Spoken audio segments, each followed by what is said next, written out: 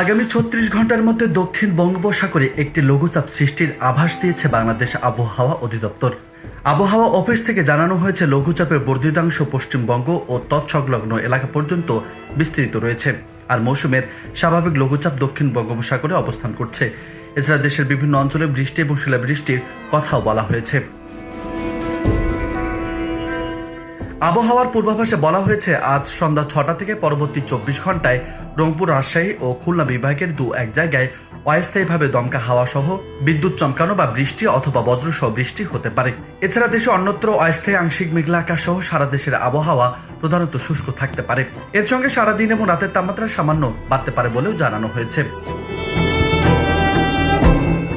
এদিকে মঙ্গলবার সন্ধ্যা ৬টা থেকে বৃষ্টিপাতের সম্ভাবনা রয়েছে।